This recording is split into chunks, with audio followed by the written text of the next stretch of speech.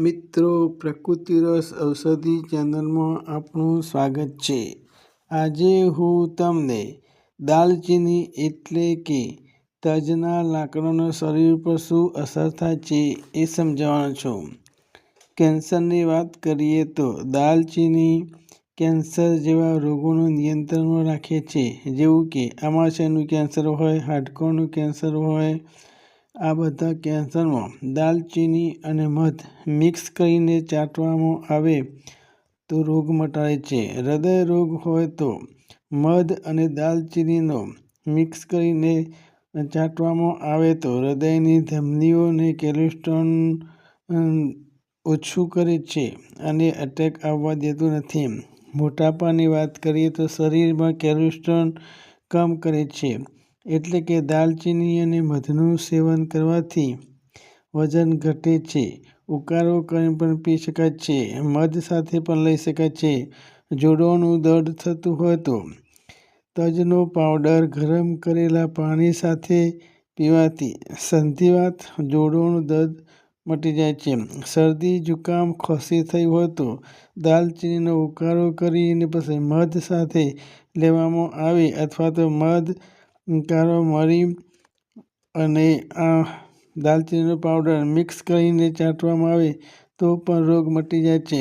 Gas, acidity, ઝાડા, ઉલટી થાય તો દાલચીનીનો પાવડર લેવો અને ગરમ પાણી સાથે પીવું અથવા તો મધ સાથે ચાટવાથી પણ રોગ મટી જાય છે.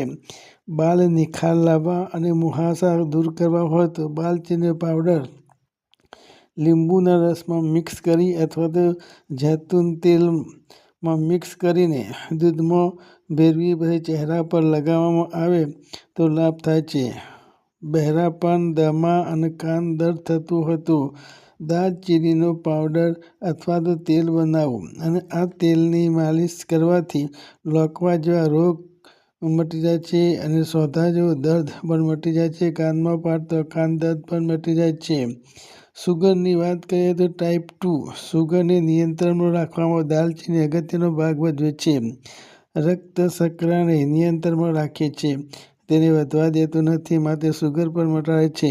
દિમાગને સક્રિય કરે છે. એટલે કે દાલચીનીનો પાવડર મધ સાથે ચાટવામાં આવે તો મગજને સક્રિય બનાવે છે અને તેજ બનાવે છે. સ્મૃતિ વધે છે. ચિંતાથી મુક્ત કરે છે. એટેકનો રોગ થતો હોય તો દિલ અથવા આસપાસની ધમનીઓને નુકસાન થતું હોય તો અને સંક્રમણ થતું હોય તો દાલચીનીનો પાવડર મધ સાથે ચાટવાથી તે રોગને અટકાવે છે. કોલન કેન્સર થયું હોય તો તજ કોલન સુધારે છે. તેમાં તત્વો રહેલા છે જેનાથી કોલન કેન્સરને પણ રોકે છે. કેન્સરના કેટલાક જે રોગો છે એને આ રોકવાનું કામ કરે છે. કેન્સરનો ફેલાવો થતો હોય તો દાલચીની અને મધ મિક્સ કરીને ચાટવામાં આવે તો જે આગળ વિકાસ થતો હોય તેને રોકે છે. રક્ત પરિસંચારમાં જોઈએ તો તજ લોહીને પાતળું કરે છે અને ફરતું રાખે છે. લીવરને પણ અસર થાય છે. આથી થોડું લેવું જોઈએ. માનસિક રોગો દૂર કરવા માટે, મનના વિકારોને દૂર કરવા માટે મગ જેટલો સોજો હોય તો પણ તે મટાડે છે, માટે તેને લેવું જોઈએ. કોલેસ્ટ્રોલનું ઘટાડવાનું કામ કરતું હોવાથી અને મોટાપા પણ દૂર કરતું હોવાથી ચીનીને મધ સાથે ચાટવું જોઈએ.